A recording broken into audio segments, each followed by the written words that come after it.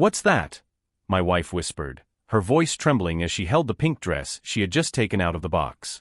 I was in the kitchen making coffee when I heard our 8-year-old daughter, Sophie, scream with excitement the moment the package arrived. It was an ordinary Thursday morning, and there was no indication that this gift from my in-laws would change everything forever. "Daddy, there's a package for me." Sophie had run up to me with her eyes sparkling. Her name was written on the label in my mother-in-law's careful handwriting, that slanted script I knew so well from birthday cards. My wife Lisa opened the box on the living room table, still in her pajamas, while Sophie danced anxiously beside her. Inside was a delicate pink dress, wrapped in perfectly folded white tissue paper.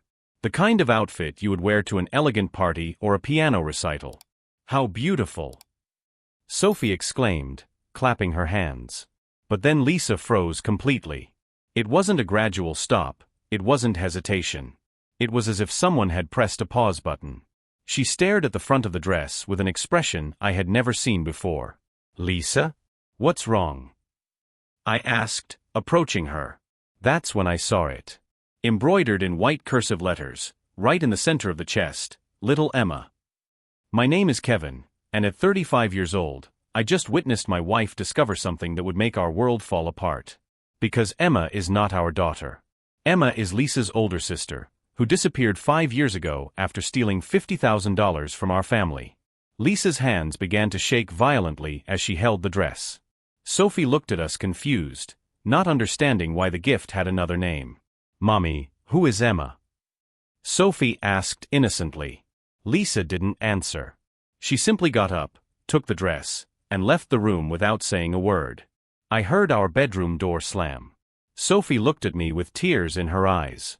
"Daddy, did I do something wrong?" "No, sweetheart. It's nothing you did."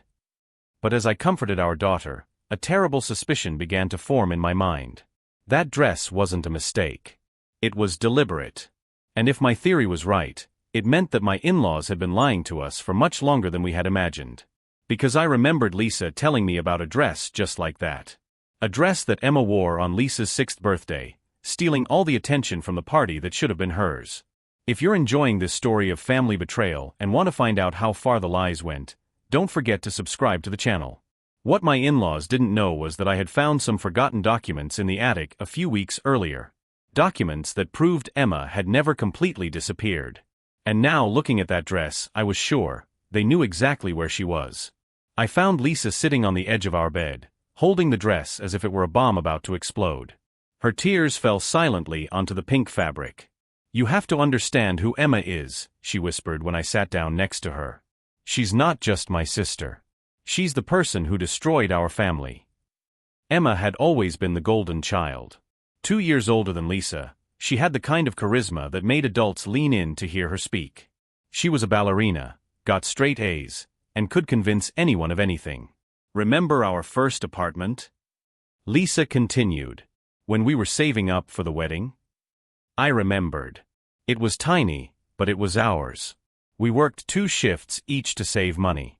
Emma showed up saying she had an incredible business opportunity. A sustainable clothing brand she was launching. She showed us a professional website, product photos, even supposed contracts with boutiques in Los Angeles.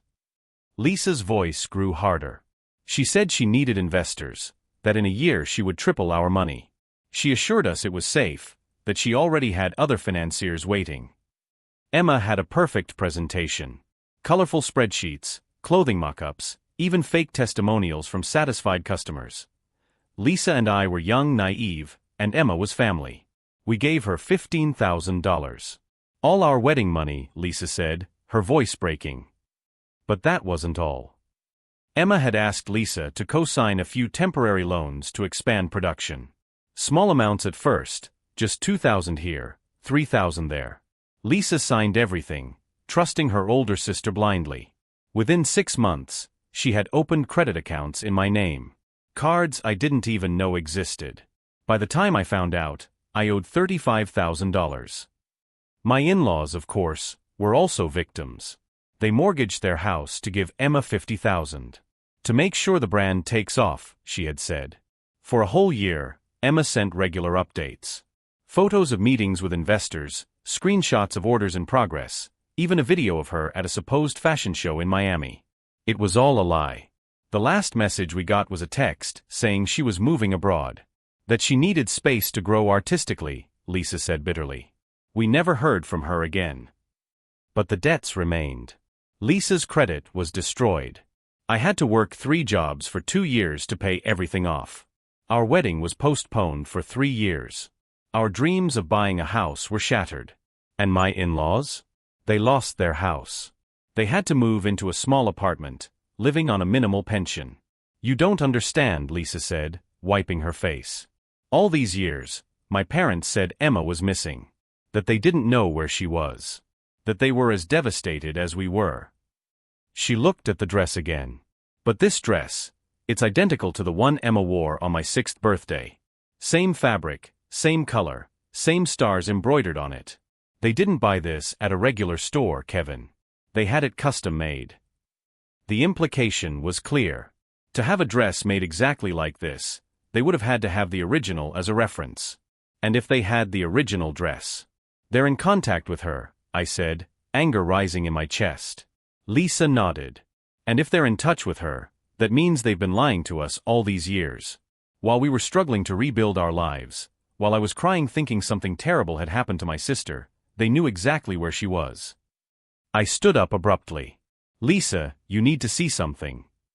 I went to the attic and brought back the box I had found weeks earlier. Inside were old documents belonging to my in-laws that they had forgotten when they moved out of the apartment. Look at this, I said, showing her a series of bank receipts. Monthly transfers of $500 to an account in the name of Emma Richardson. The receipts are from 2 years ago. Lisa's face turned pale. Richardson is my mother's maiden name. And look at the dates, I continued. They started exactly 6 months after she disappeared. There was more. Postcards with no return address, but Emma's handwriting. Photos of her on tropical beaches, always without showing her face, but with details Lisa recognized immediately. This bracelet, Lisa said, pointing to a photo. I gave her that bracelet for Christmas in 2017. The puzzle was coming together. Emma hadn't disappeared. She was living comfortably somewhere tropical, supported by the money she had stolen and monthly transfers from her parents. And all this time, my in-laws watched Lisa suffer, watched our family struggle financially, and never said a word. They let us think she was dead, Lisa whispered. Meanwhile, they were sending her money every month. That's when I made a decision. Emma had stolen our future once.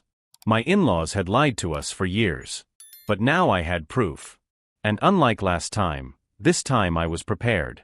What they didn't know was that I had spent the last 5 years preparing for this moment. Not consciously, but every skill I had developed, every contact I had made in my work as an insurance investigator, every technique I had learned to track fraud. All of it was about to come in handy in a way they could never have imagined. After seeing the documents, Lisa couldn't control herself anymore. She locked herself in the bathroom and cried for 2 hours straight. Sophie stood outside the door, asking repeatedly if Mommy was okay. Daddy, why is Mommy crying? Sophie whispered, clinging to my leg. How do you explain to an 8-year-old that her grandparents are liars? That the aunt she never knew is a criminal? That the loving gift she received was actually a psychological stab in the back? Mommy's going through a difficult time, sweetheart. But everything will be okay. That was a lie. Everything was not going to be okay. Not while Emma was being supported by her parents at our expense. Because I discovered something even worse while Lisa was crying. Digging deeper into the forgotten documents, I found more recent bank statements. The transfers to Emma weren't just $500 a month. Over the last year, they had increased to $1,500 a month. And I knew exactly where that extra money was coming from. 3 months ago, my in-laws started calling almost every week. Always with a new financial emergency. The air conditioner had broken down. The refrigerator needed to be replaced. The doctor's bill was higher than expected. Lisa, with her generous heart, never questioned it. We sent $2,000 for the air conditioner. $1,500 for the refrigerator. $800 for doctor bills. All of it went straight to Emma. We were financing the tropical lifestyle of the woman who had destroyed our family, without even knowing it. When Lisa finally came out of the bathroom, Her eyes were red and swollen. Sophie rushed to her, and Lisa hugged her as if her life depended on it. "Kevin," she said hoarsely, "I need to call my parents. I need to confront them." "No," I said firmly. "Not yet." "Why?" "They've lied to us for years." "Because if you call them now, they'll make up an excuse. They'll say they were protecting Emma, that she was in danger, anything. And then they'll tell her to disappear again." Lisa looked at me with a confused expression. "So what do you want to do?" That's when my cell phone rang. Unknown number. "Kevin," a familiar female voice said on the other end of the line. My blood ran cold. It was Emma. "Hi, brother-in-law," she continued, as if we'd spoken yesterday. I heard Lisa was upset about the little gift. Lisa realized who it was from my expression and rushed over to me, trying to hear the conversation. "How did you get my number?" I asked, my voice controlled but cold. "Please, Kevin. You think I don't keep in touch with the family? Mom gave me your number years ago." Another lie. Another betrayal by my in-laws. "What do you want, Emma?" "Relax, I'm not calling to ask for money. Actually, I have good news." Her voice was strangely cheerful. "I'm coming home." Lisa's stomach dropped. I could see the panic in her eyes. "Coming back?" I repeated. "Yes. I'm tired of living abroad. I miss my family, you know? And Mom said you and Lisa have a beautiful little girl. I can't wait to meet my niece." Sophie was playing in the living room, oblivious to the conversation that could change her life forever. "When?" I asked, trying to keep my voice neutral. "Next week." "Isn't that exciting? We're going to have a big family reunion. Mom is planning a special dinner." Lisa began to shake her head frantically, tears streaming down her face. "Actually," Emma continued, "I hope we can get past that little misunderstanding from the past. I know you were upset about the business deal, but it was all just a misunderstanding, right?" Misunderstanding. She was calling stealing $50,000 and destroying our credit a misunderstanding. "Sure," I lied. "Misunderstanding. I knew you'd understand. I've always liked you, Kevin. You're so much more rational than Lisa." More manipulation. Trying to separate me from my wife. "Well, I have to go. I still have to organize the move. But we'll see each other soon, okay? Mom is so happy she can hardly sleep." She hung up before I could respond. Lisa looked at me with utter horror. "She's coming back," she whispered. "Kevin, she's coming back, and she's going to meet Sophie." "No," I said firmly. "She's not." "But my parents will insist. You know how they are. They'll say it's family, that we need to forgive, that Sophie deserves to know her aunt." Lisa was right. My in-laws would do exactly that. They would pressure Lisa with emotional guilt until she gave in. And then Emma would walk into our daughter's life, ready to manipulate her just as she had manipulated all of us. That's when I made a decision that would change everything. "Lisa, do you trust me?" "Of course I do." "Then let me handle this. Not the traditional way, by confronting her or arguing. My way." She looked at me with curiosity mixed with hope. "How?" "Remember I've been working as an insurance fraud investigator for 10 years? That I spend my time tracking down people who lie about accidents, who forge documents, who create fake identities." Lisa nodded slowly. "Emma thinks she's smart. She thinks she can come back and pick up her life as if nothing happened. But she made one fundamental mistake." "What mistake?" "She underestimated what I'm capable of finding out. And more importantly, she has no idea what I've already found out." I grabbed my laptop and opened a folder I'd been secretly building over the last few weeks, ever since I found the first suspicious documents. Emma didn't just steal from us. She created an entire network of fraud. Fake companies, multiple identities, bank accounts in other people's names. And all of this information left digital traces. I showed Lisa screen after screen of evidence I had compiled. Fake corporate records, fraudulent credit applications, even photos of Emma using different names on social media. "My God," Lisa whispered. "This is much worse than we imagined." And that's just the beginning. If she wants to come back and play happy family, we'll let her. But this time, She'll find out she's playing against someone who knows all the rules. I closed the laptop and looked my wife straight in the eye. Emma destroyed our life once because we were naive. But now I have the tools, the knowledge, and the connections to turn the tables on her. What are you going to do? I smiled for the first time in days. It wasn't a happy smile, but a smile of someone who finally saw the path to justice. I'm going to give Emma exactly what she deserves. And this time, she won't get away. What Emma didn't know was that her rational brother-in-law had spent the last 5 years not only paying off the debts she had created, but also learning exactly how people like her operate. More importantly, how they can be stopped permanently. The war was about to begin. But this time, I had all the weapons. In the 5 days following Emma's call, I turned our house into a silent command center. While Lisa took Sophie to school and went about her normal routine, I worked feverishly in my home office, putting together what would become the most important case of my career. The first thing I did was call Marcus Chun, my former FBI colleague who now worked as a digital security consultant. Kevin? Man, it's been a while, Marcus said when he answered. What do you need? Remember that digital tracking technique you taught me? I need to use it on someone very close to me. Family. Sister-in-law. And it's complicated. Marcus was silent for a moment. He knew my history with Emma superficially, but I had never told him all the details. Send me what you've got. I'll take a look. I sent Marcus everything I had compiled on Emma, the bank documents, the social media photos, the fake corporate records. Within 48 hours, he got back to me with information that made my blood run cold. Kevin, your sister-in-law isn't just a small-time con artist. She's running an international fraud ring. Marcus had been tracking Emma's digital activity for the past 5 years. She wasn't just living off the money she stole from us, living on the beach. She was active, very active. Look at this, Marcus said during our video conference. She has at least 7 different identities registered in 3 countries. Emma Richardson, Emily Roberts, Elena Rodriguez. All with seemingly legitimate documentation. The evidence was devastating. Emma had created a series of shell companies, each specializing in different types of scams. Sustainability consulting for conscious companies. Digital influence agency for emerging brands. Even a supposed NGO for marine preservation.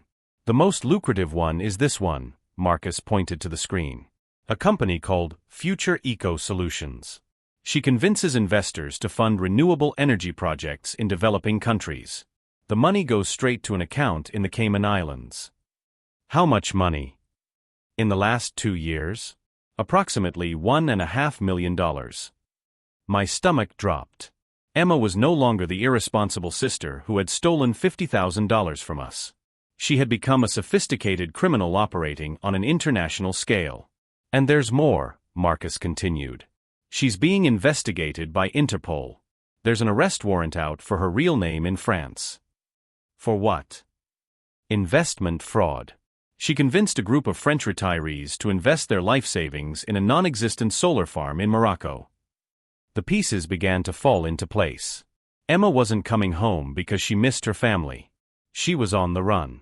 The heat was turning up in Europe, and she needed a safe place to hide while she reorganized her operations. And my in-laws, innocently, had offered her exactly that. Marcus, I need one more thing. Can you track international bank transfers? It depends. What are you looking for? I want to know if my in-laws sent money to Emma abroad. And if so, how much and where? 3 days later, Marcus called me with the answer I feared but expected. Kevin, your in-laws have sent Emma $142,000 over the past 4 years. Split into small transfers to avoid detection. $142,000. More than the value of the house they sold. More than their entire retirement savings. How did they get that much money? I asked. Loans. Refinancing the house. Even taking out loans against his retirement. My in-laws had completely mortgaged themselves to support Emma's criminal lifestyle. And all this time, Lisa and I had been sending money thinking we were helping with basic expenses. That's when I developed the cruelest part of my plan. I called Jeremy Walsh, an investigative reporter at the local news station. Jeremy had done a series of reports on financial fraud in our area, and I knew he would love a story like this. Jeremy, this is Kevin Thompson. I work as an insurance investigator for Midwest Financial. Hi, Kevin. How can I help you? I have a story for you. International fraud, money from the Cayman Islands, elderly people being exploited. Interested? Very. What are we talking about? A female criminal wanted by Interpol is about to return to the United States. And she has a local network of accomplices who have been financing her for years. Jeremy was silent, processing the information. Do you have proof? Documents, bank transfers, fake corporate records. All authenticated and verified. When can we talk? How about tomorrow? But Jeremy, I need something. When the story breaks, the timing has to be perfect. Why? Because the criminal will only be in the country for a few hours before she finds out she's being hunted. If we miss that window, she'll disappear again. While organizing the media exposure, I also worked on the legal side.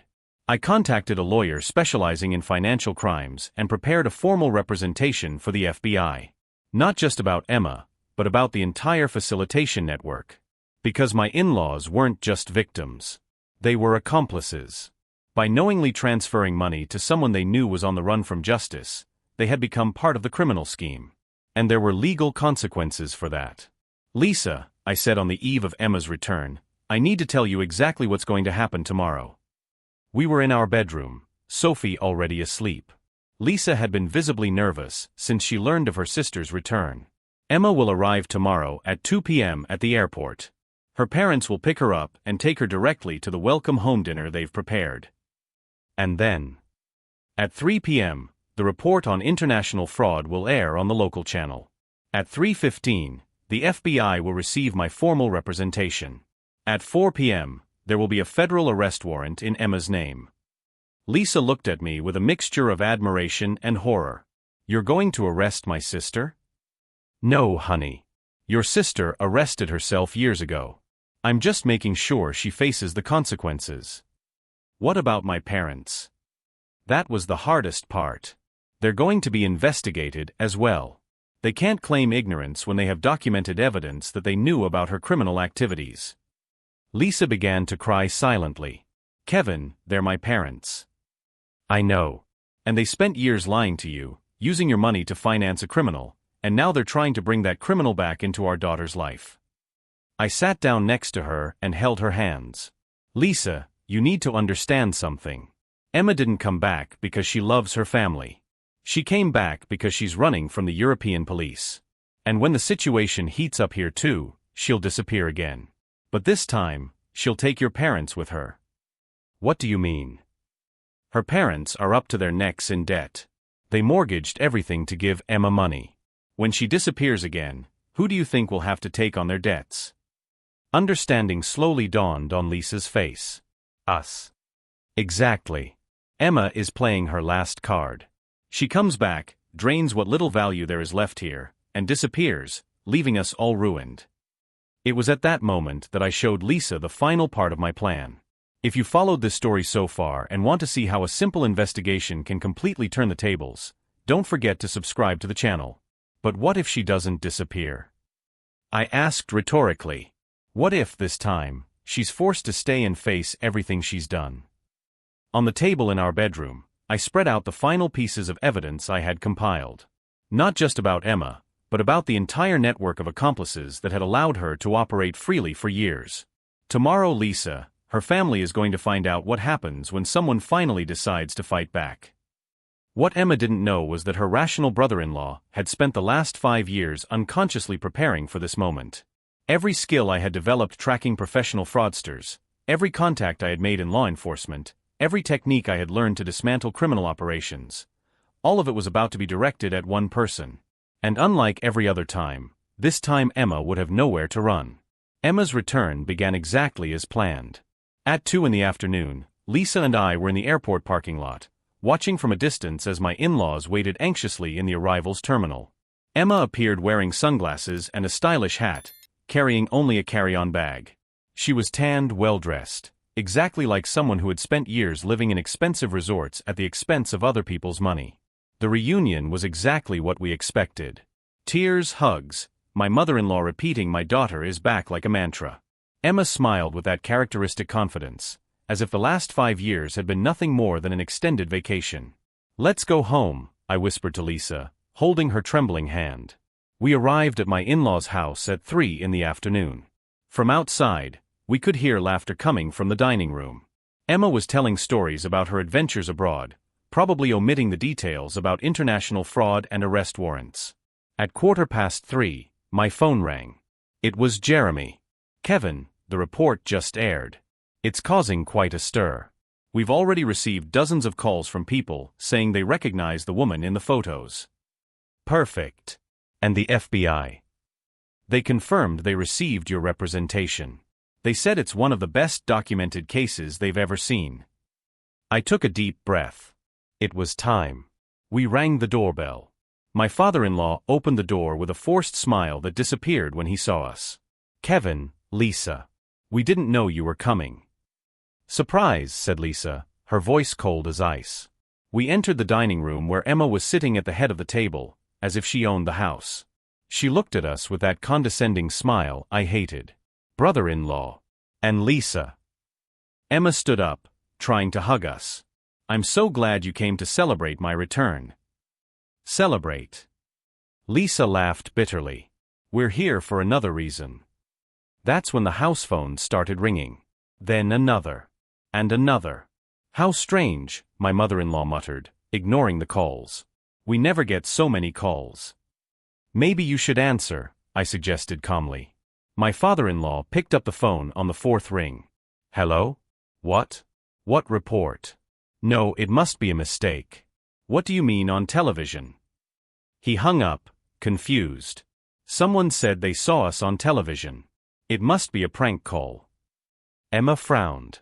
What kind of report? That's when her cell phone started ringing. Unknown number. She rejected the call, but immediately another number appeared. And another. Something's going on, Emma said, her confidence beginning to waver. It sure is, I replied, taking my laptop out of my bag. How about we watch it together? I connected the laptop to the TV in the living room and opened the local news channel's website. The headline made Emma visibly pale. International criminal returns to the U.S. Fraudster wanted by Interpol runs $1 million scheme with help from local family. Emma's photo was plastered across the screen. Not a recent photo, but one of the many Marcus had found on her fake online profiles. According to exclusive investigations, Jeremy's voice narrated, Emma Richardson, also known by the aliases Emily Roberts and Elena Rodriguez, returned to the United States today after 5 years of operating international fraud schemes totaling over $1.5 million. My in-laws were speechless. Emma had turned into a statue of salt. The criminal was financed for years by a local network of accomplices, Jeremy continued, including documented bank transfers of over $140,000. The bank statements Marcus had tracked down appeared on the screen. Each transfer from my in-laws to Emma was highlighted in red. No, my mother-in-law whispered. This can't be happening. Richardson is wanted by Interpol for defrauding French retirees in a fake investment scheme, Jeremy continued. Authorities confirmed that a federal arrest warrant will be issued later today. It was at that moment that Emma finally found her voice. You did this, she said, staring at me with pure hatred. You turned me in. We didn't do anything, Lisa replied coldly. You turned yourself in the moment you chose a life of crime. You don't understand. Emma shouted. I was running from dangerous people. I needed my parents' money to protect me. That's a lie, I said calmly, opening another tab on the laptop. You were running from the police, not criminals. And as for dangerous people, I showed her the photos Marcus had found, Emma on luxury yachts, in casinos, at 5-star resorts. All from the last 2 years. Those dangerous people have a really hard life, don't they? My father-in-law was staring at the bank statements on the TV as if he couldn't process them. $140,000, he muttered. We gave her $140,000. Money you got by going completely into debt, I added. Mortgaging the house, taking out payday loans, asking Lisa and me to send money for emergencies that were actually wire transfers to an international criminal. You knew, Lisa said, her voice breaking with emotion. You knew she had stolen from us. You knew she had destroyed my credit. And yet you continued to send her money. My mother-in-law began to cry. She's our daughter. We couldn't abandon her. But abandoning me was okay, Lisa shouted. When I was working 2 jobs to pay off the debts she ran up in my name. When Kevin and I put off our wedding for 3 years. When we gave up our dreams of buying a house. That's different, my father-in-law stammered. You were fine. You had Kevin to help you. And Emma had you, I replied. The difference is that Lisa deserved help, and Emma deserved jail. That's when Emma's cell phone rang again. This time, she answered it. Hello. Her voice was tense. After a few seconds, she turned even paler. When? Today? No, I need more time. She hung up and looked directly at me. That was my lawyer. The FBI is on its way. The silence in the room was broken by the sound of sirens in the distance, getting closer. You destroyed our family, my father-in-law said, staring at me angrily. No, I replied calmly. Emma destroyed the family 5 years ago. You destroyed our trust by lying to us all this time. We just made sure the truth finally came out. The sirens were closer now. I have to go, Emma said, grabbing her purse. I can't stay here. Where are you going to run this time? Lisa asked. Which country? Under what false identity? Emma headed for the door, but stopped when she saw the FBI cars pulling up outside. Too late, I muttered. 3 federal agents climbed the porch steps. Their badges flashed in the afternoon light as they rang the doorbell. Emma Richardson, the lead agent said when my father-in-law opened the door. I'm Special Agent Rodriguez, FBI. You're under arrest. Emma tried one last gambit. There's been a misunderstanding. I haven't done anything wrong. My family can confirm that. The agent looked at my in-laws. Are you Harold and Margaret Thompson? They nodded nervously. You are also under investigation for facilitating criminal operations through international wire transfers to a known fugitive. My in-laws' world collapsed in that moment. Not only was Emma being arrested, but they could also face charges. As Emma was being handcuffed, she looked at me one last time. You think you've won, she said with venom in her voice. But this isn't over. I smiled for the first time in weeks. You're right. This isn't over. It ended for you 5 years ago. You're just finding that out now. The agents led Emma to the car. The last words I heard her say were, Dad, help me. But my father-in-law just stood on the porch, watching his favorite daughter being taken away. When the FBI cars drove away, my in-laws turned to us with a mixture of hatred and despair. You did this on purpose, my mother-in-law accused.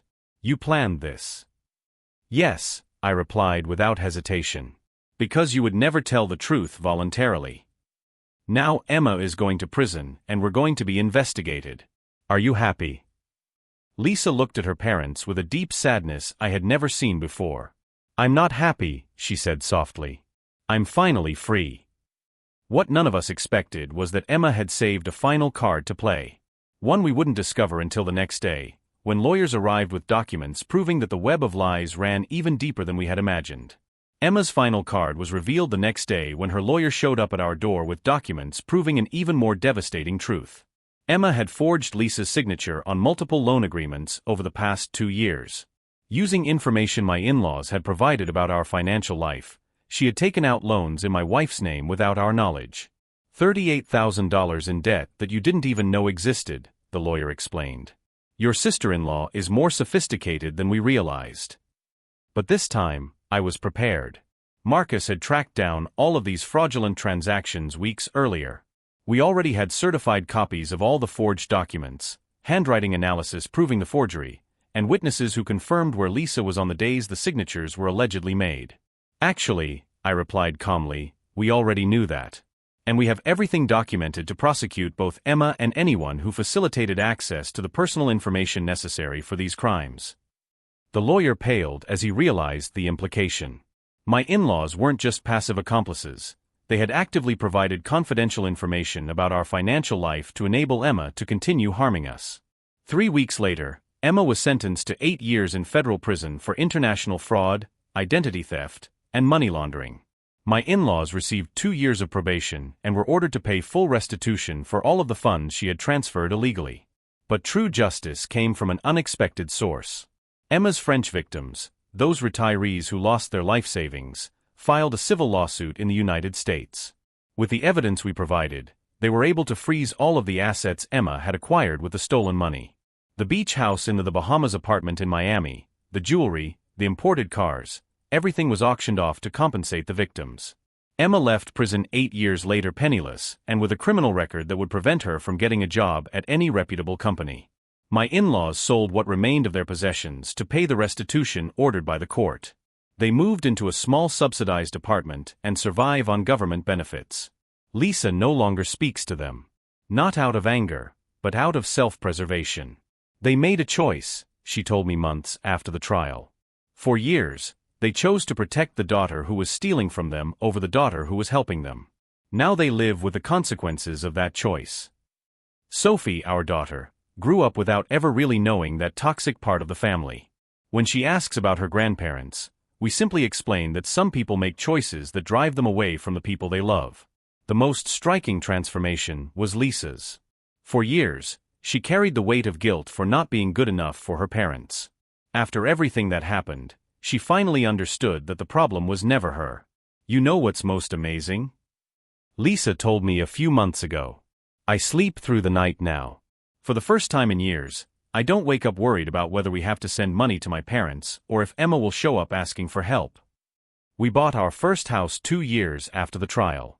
It's a beautiful house with a big yard where Sophie can play without fear of unexpected visitors bringing pink dresses with the wrong names embroidered on them. In my desk drawer, I keep a photo of Emma being led away in handcuffs that day.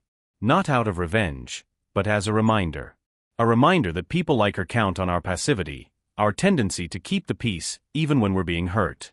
What I've learned on this journey is that true strength doesn't come from accepting injustice in silence. It comes from using your skills, knowledge, and resources to protect those you love from people who choose to hurt others. Emma thought she could come back and continue manipulating our family because we had been passive before. She didn't count on the fact that 5 years gave us time to grow, learn, and prepare. If this story of perseverance and justice has touched you, and if you want to see more stories of people who refuse to accept being victims forever, subscribe to the channel and turn on notifications. The last time I heard from Emma, she was working as a housekeeper at a cheap hotel in Detroit, living in a rented room and trying to rebuild her life on minimum wage. My in-laws? They spend their days watching television and lamenting their choices. Us? We're planning Sophie's summer vacation to Disney. She's going to wear a new dress, one she picked out herself, with her name embroidered on it proudly. And this time when she twirls around in her new dress, all eyes will be on her, as they always should have been.